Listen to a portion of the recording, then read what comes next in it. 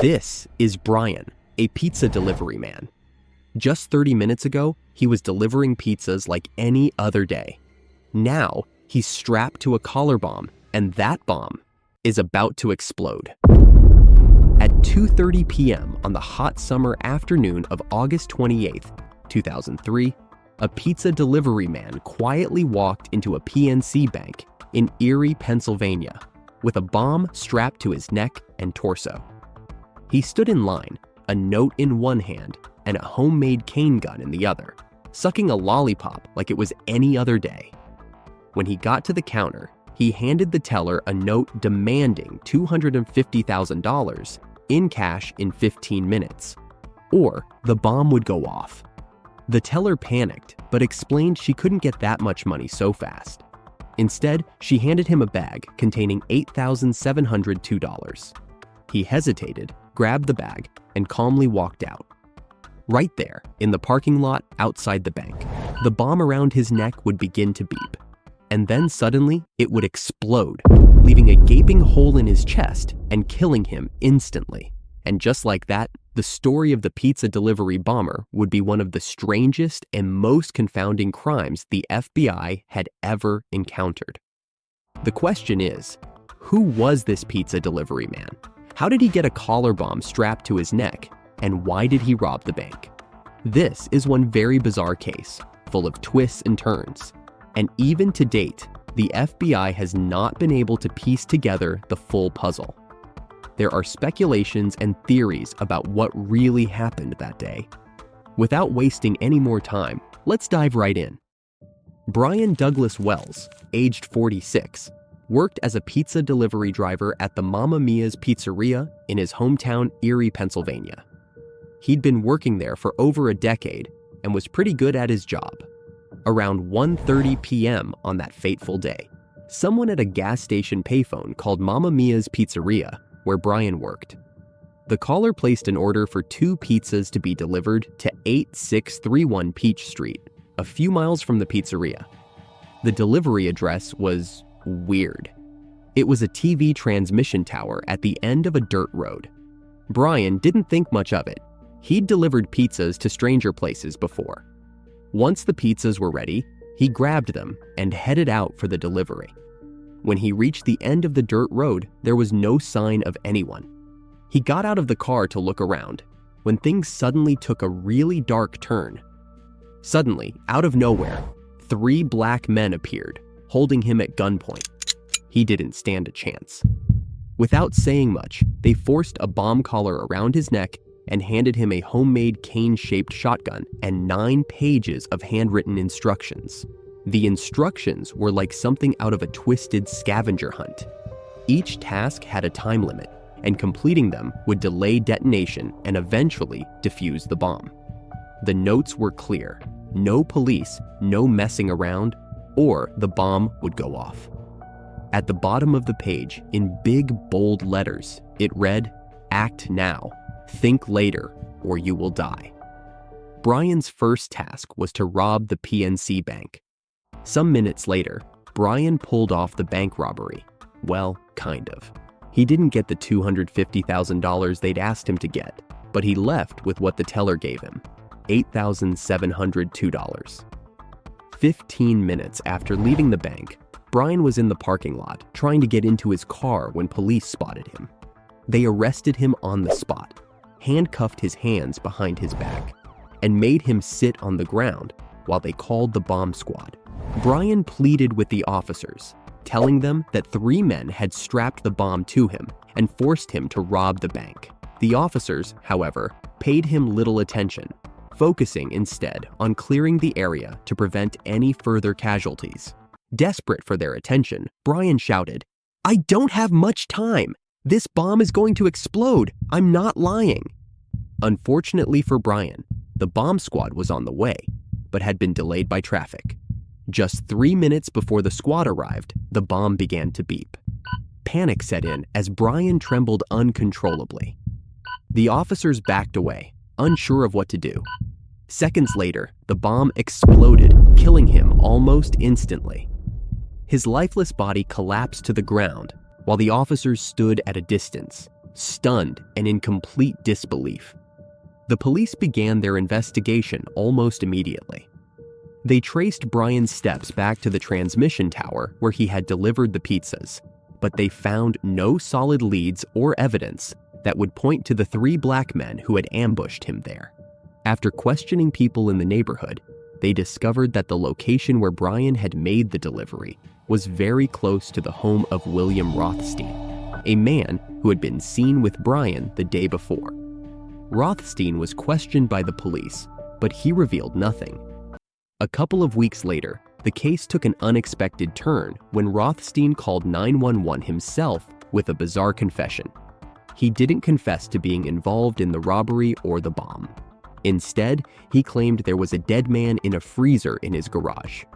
He reported to the police that his ex-girlfriend, Marjorie Deal Armstrong, had shot and killed her boyfriend, James Roden, and paid him $2,000 to clean the crime scene at her house and hide the body. Marjorie was no stranger to suspicious deaths.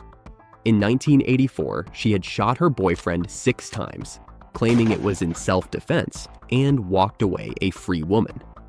Another boyfriend had died from blunt force trauma, but since no autopsy was performed, she was never convicted. This time, however, she was arrested and sentenced to 20 years for killing Roden. But here's where the story gets even crazier. A few months into her sentence, Marjorie decided to come forward and confess her involvement in the collar bomb robbery, offering the information in exchange for a transfer to a minimum security prison. The story about 3 black men ambushing Brian and forcing him to wear the collar bomb was a complete fabrication.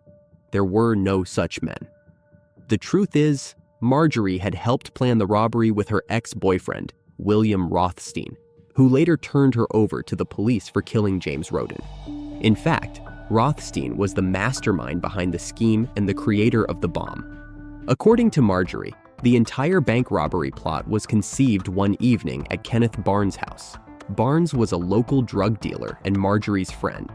He was in on the plan along with Rothstein and another man named Floyd Stockton.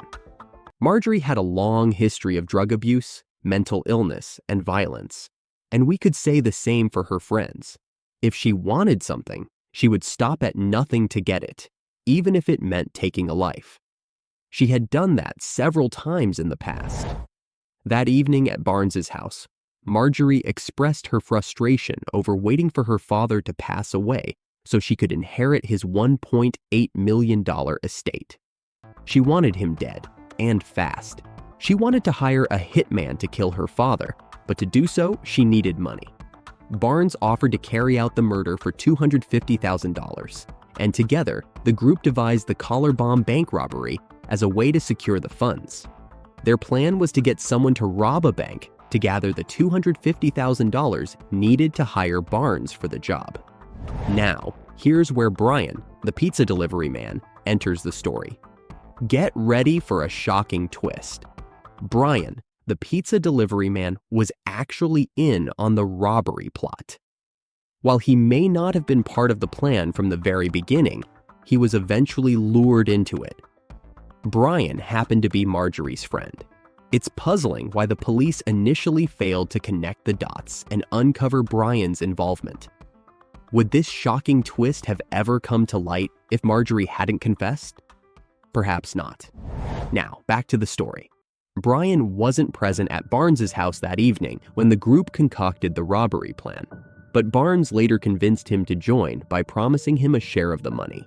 As Marjorie's friend, Brian agreed to go along with the scheme.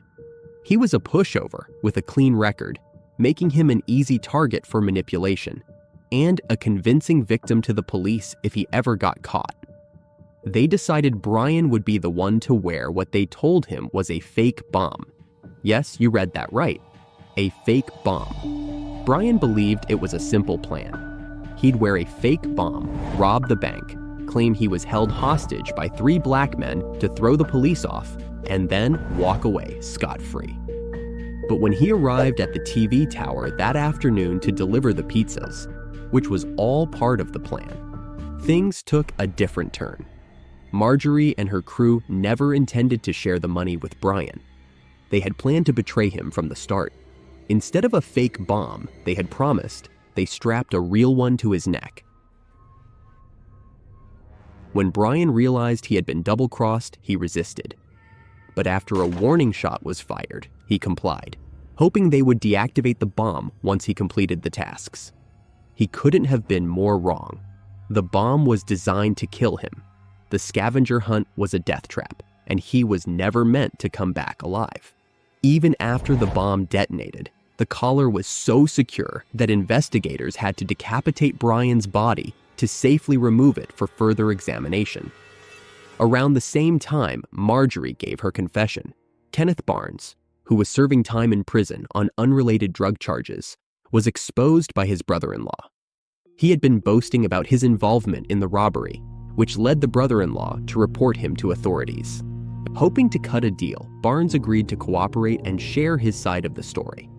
He revealed that Marjorie was the mastermind behind the robbery. According to Barnes, her ultimate goal was to use the stolen money to pay him $250,000 to murder her father, allowing her to inherit his $1.8 million estate. Barnes was sentenced to 45 years in prison, which was later reduced to 22.5 years due to his cooperation with investigators. He died in 2019 at the age of 65 from complications related to diabetes. Marjorie, on the other hand, received a mandatory life sentence for her role in the plot. She remained behind bars until her death in 2017 at the age of 68, succumbing to breast cancer. The other conspirators in the bomb robbery plot died before they could face full prosecution. Rothstein passed away from cancer at age 60, less than a year after reporting a dead body in his freezer. Floyd Stockton also died shortly after, but was granted immunity in exchange for testifying against Marjorie. To this day, Brian's family insists he was an innocent victim, forced into the robbery against his will.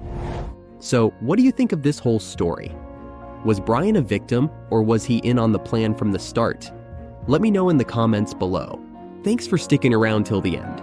Don't forget to like, subscribe, and hit that notification bell for more twisted true crime stories. Stay safe, and I'll see you in the next one.